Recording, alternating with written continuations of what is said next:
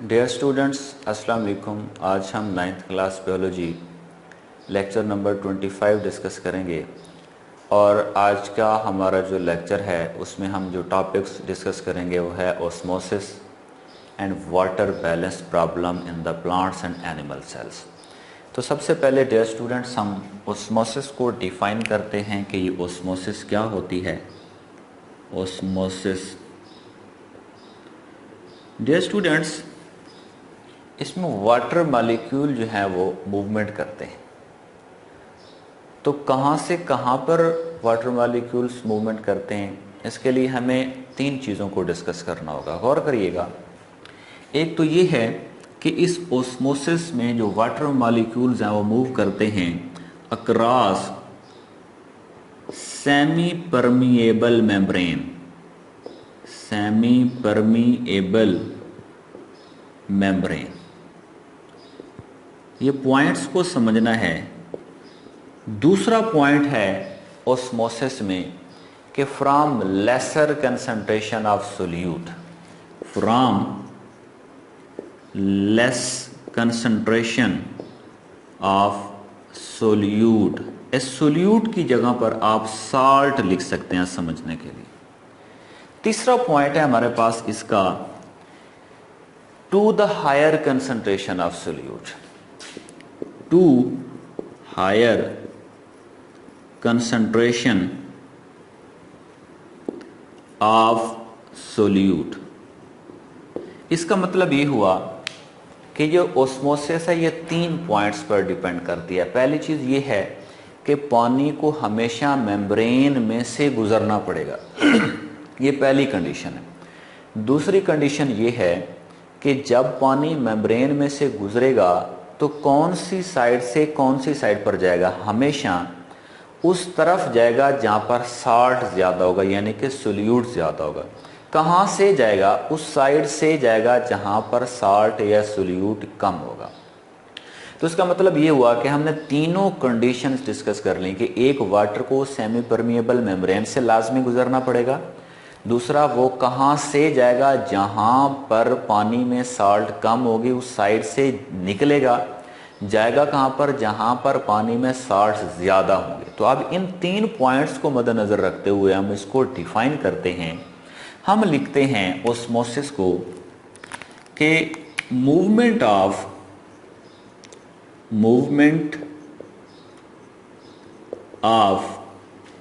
Water molecules across semi permeable membrane, semi permeable membrane from, इस points को हम लिखने लगे हैं, from area of less solute concentration. आगे हम ये लिखेंगे to area of its higher concentration, higher concentration. तो डियर स्टूडेंट्स, हमने डिस्कस कर लिया ऑस्मोसिस। अब हम इसकी कंडीशन को देखते हैं कि कौन कौन सी कंडीशंस हैं। डियर स्टूडेंट्स, फॉर एग्जांपल हम कहते हैं कि हमारे पास ये तीन सेल्स हैं। मैं कहता हूं एक ये हमारे पास सेल है, दूसरा हमारे पास ये सेल है, तीसरा हमारे पास ये सेल है। अब इन तीनों सेल्स के अंदर सेल ज़्यादा भी हो सकते हैं। अगर हम इनमें सोल्यूट की कंसंट्रेशन को कंपेयर करें कि कौन से सेल में सोल्यूट ज़्यादा है, कौन से सेल में सोल्यूट कम है, तो इस कंपैरिजन को हम टोनिसिटी कहते हैं। तो यहाँ पर हमारे पास एक नेक्स्ट डेफिनेशन है टोनिसिटी। टोनिसिटी, तो ये टोनिसिटी क्या है? Comparison of relative solute concentration. तो हम यहां पर लिख सकते हैं comparison of relative solute concentrations इसे हम क्या कहते हैं, टोनिसिटी कहते हैं। तो डियर स्टूडेंट्स, अब इसी ओस्मोसिस में मौजूद टोनिसिटी को हम यहाँ पर एक्सप्लेन करते हैं। डियर स्टूडेंट्स, हमने कहा कि हमारे पास ये सेल है और ये इसको हमने एक ऐसी कंडीशन में रखा हुआ है कि जिसमें सेल के अंदर जो साल्ट्स हैं वो लेस हैं और सेल के बाहर जो साल्ट्स हैं वो ज़्यादा हैं। तो यहाँ पर मैं लिखता हूँ मोर साल्ट्स। अब इसका मतलब ये हुआ कि सेल के बाहर साल्ट्स ज़्यादा हैं और सेल के अंदर साल्ट्स कम हैं। तो ऐसी जगह जहाँ पर साल्ट की कंसंट्रेशन कम हो उस इन्वायरमेंट को हम कहते हैं हाइपोटोनिक। हाइपोटोनिक। अब डियर स्टूडेंट्स, ये सेल के अंदर साल्ट्स की कंसंट्रेशन लेस है।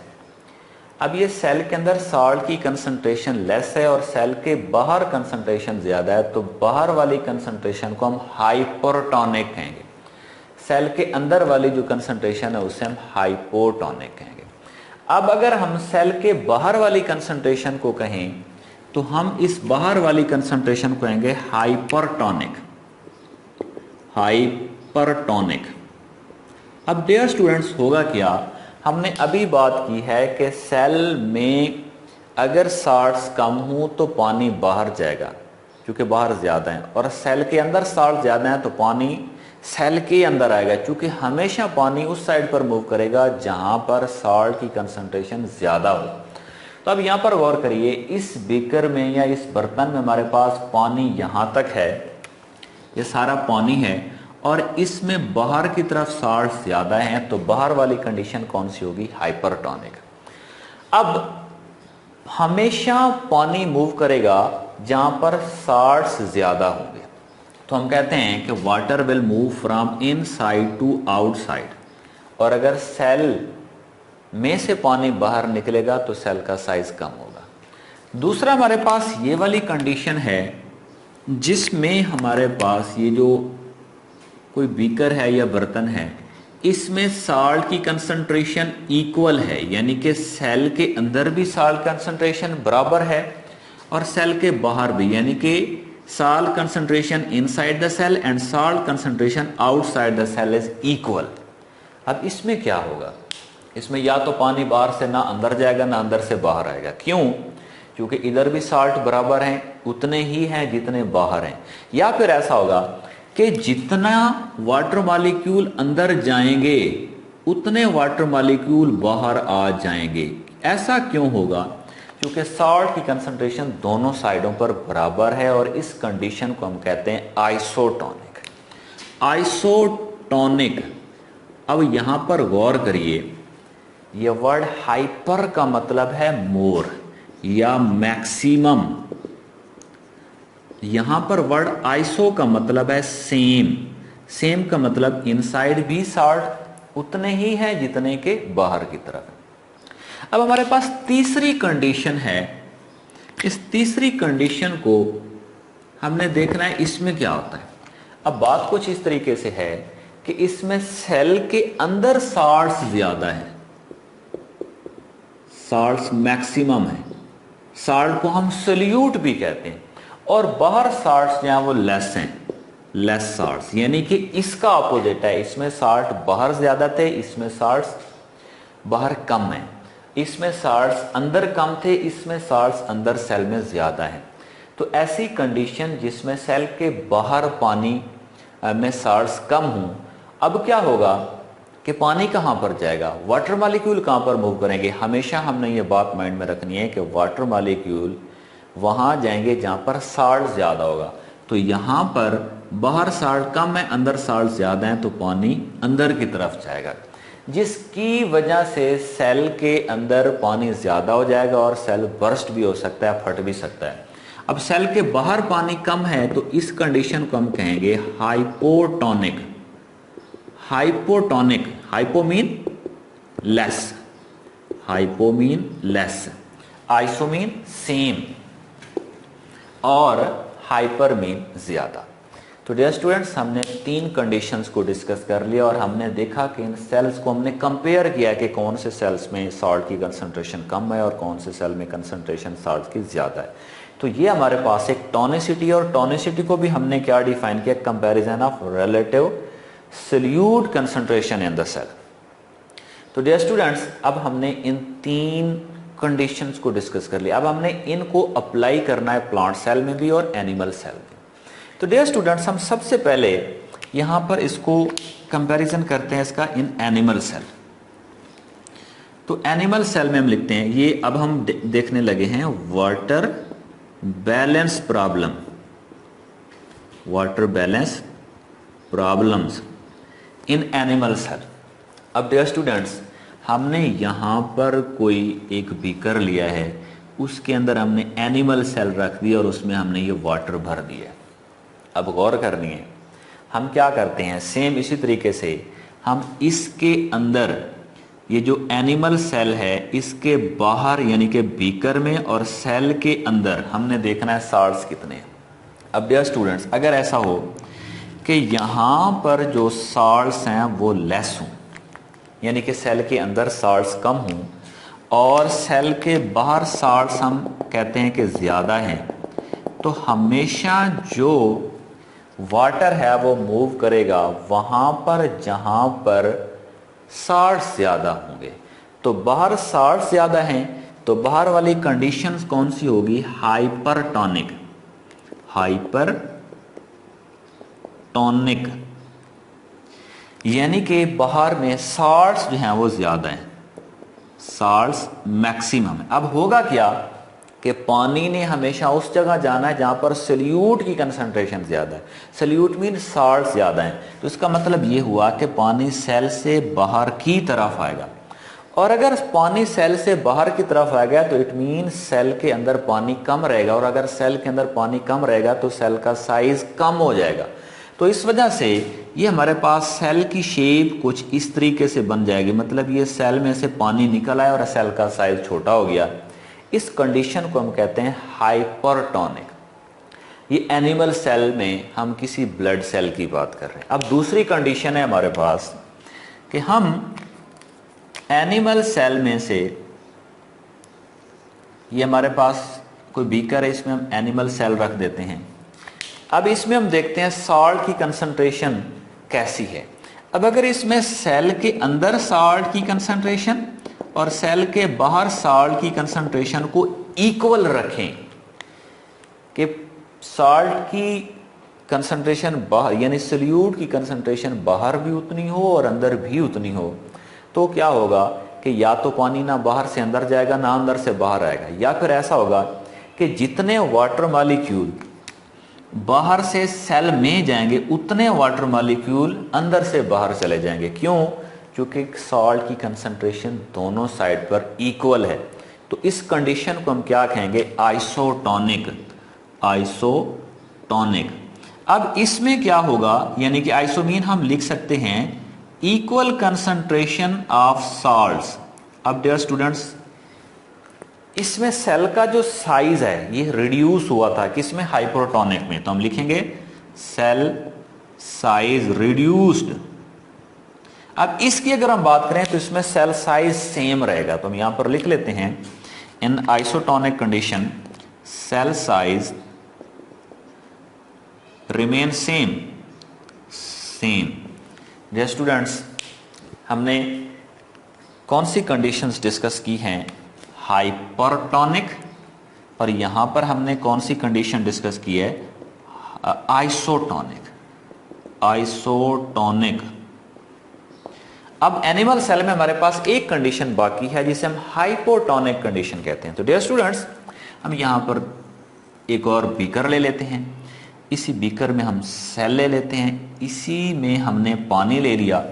अब हम क्या करते हैं कि इसमें सेल के अंदर साल्ट बढ़ा देंगे और सेल के बाहर साल्ट की कंसंट्रेशन हम कम रख देंगे, यानी कि बाहर जो है वो साल्ट की कंसंट्रेशन कम है, सेल के अंदर साल्ट की कंसंट्रेशन ज्यादा है, हमने रखी हुई है। अब क्या होगा, वाटर कहाँ जाएगा, हमेशा उस साइड पर जहां पर साल्ट ज्यादा होगा। तो सेल के अंदर साल्ट ज़्यादा है, बाहर कम है, तो पानी कहाँ जाएगा? हमेशा पानी सेल के बाहर से अंदर की तरफ जाएगा। क्यों? क्योंकि साल्ट कंसंट्रेशन अंदर ज़्यादा है। तो ये हमारे पास जो कंडीशन है सेल से बाहर वाली, वो कौन सी है? हाइपरटोनिक।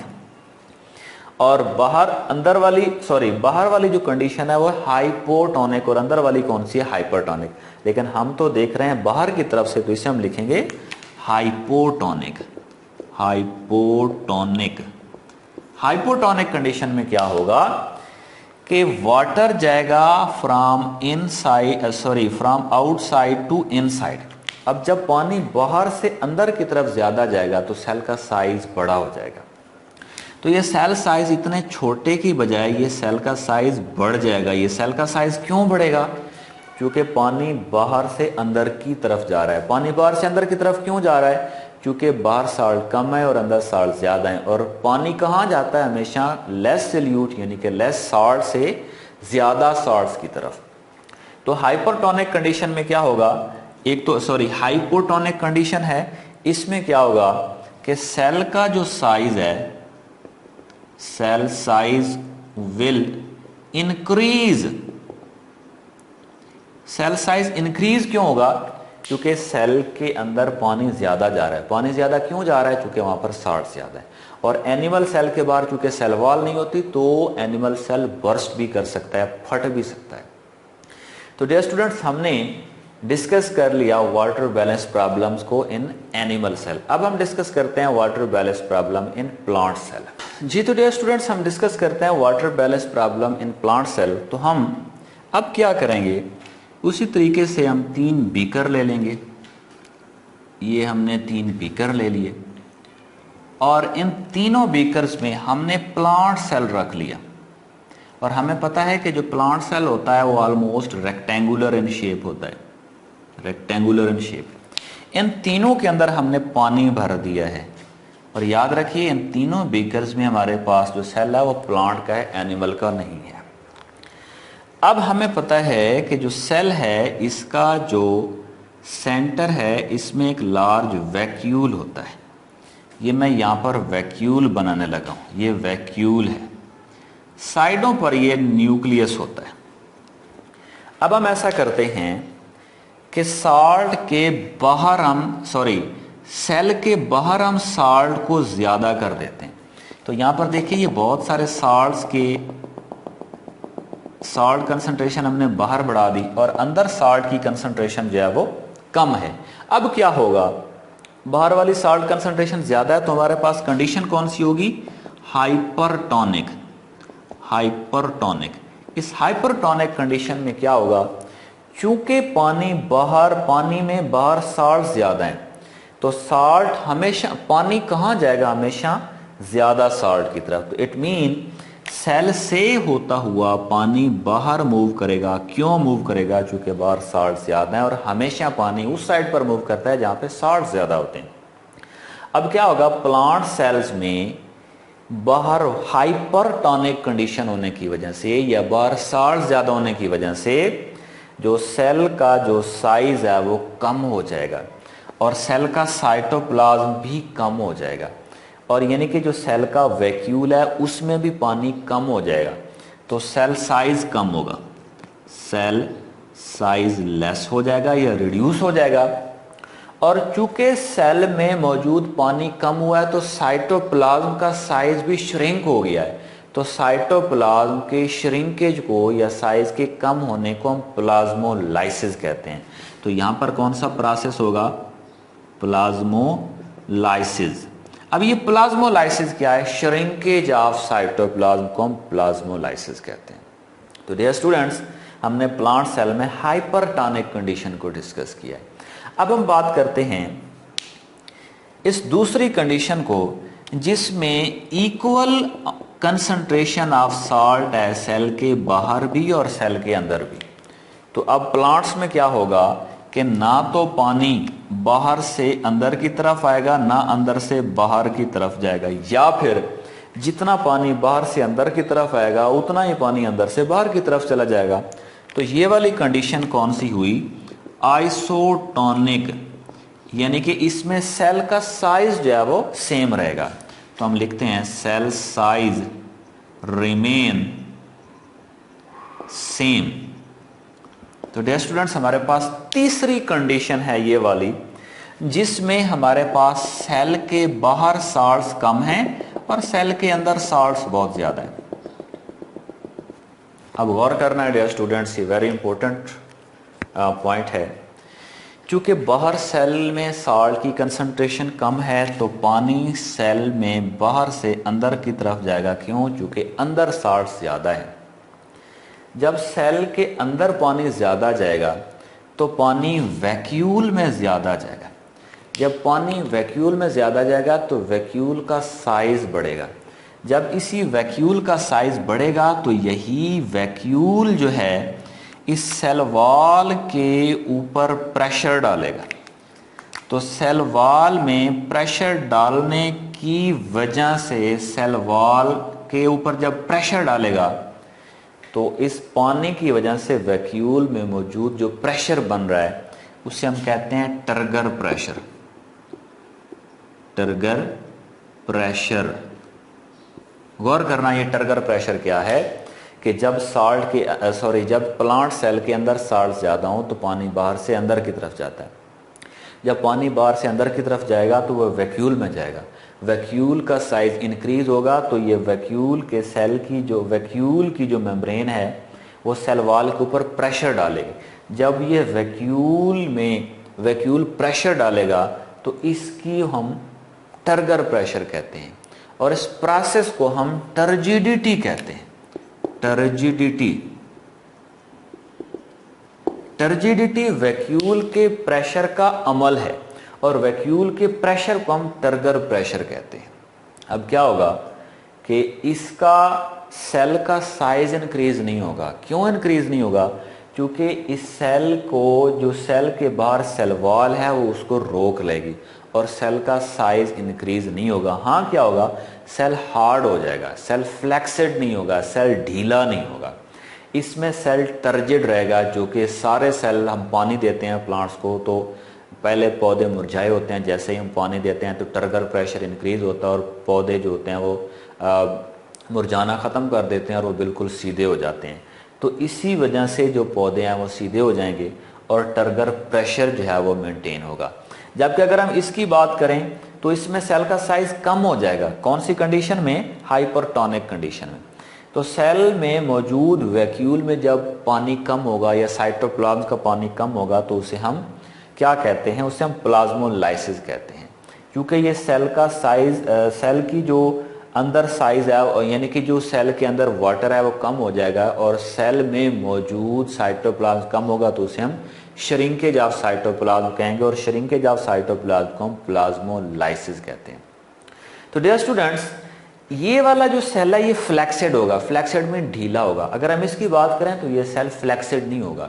इसी वजह से जब पौधों को पानी नहीं दिया जाता तो वो उनके सेल जो है वो प्लाज्मोलाइसिस की वजह से फ्लेक्सिड होते हैं और मुरझा जाते हैं। जैसे ही पानी दिया जाता है तो उनका टर्गर प्रेशर इंक्रीज होता है, सेल हार्ड हो जाते हैं और वो अपना मुरझाना ख़त्म कर देते हैं और पौधे जो हैं वो हरे भरे हो जाते हैं और वो इरेक्ट हो जाते हैं। और यहाँ पर जो है वो प्लाज्मोलाइसिस होती है, सेल फ्लेक्सिड होता है। यहाँ पर प्लाज्मोलाइसिस नहीं होती और सेल फ्लेक्सिड नहीं होता। तो डियर स्टूडेंट्स, हमने डिस्कस कर लिया ओस्मोसिस क्या है, टोनिसिटी क्या है और इस ओस्मोसिस में कौन कौन सी कंडीशंस हैं। 3 कंडीशंस हैं। इन्हीं तीनों कंडीशंस को हमने एनिमल सेल पर भी अप्लाई किया और हमने इन्हीं 3 कंडीशन को हमने वाटर बैलेंस प्रॉब्लम में प्लांट्स में भी अप्लाई किया।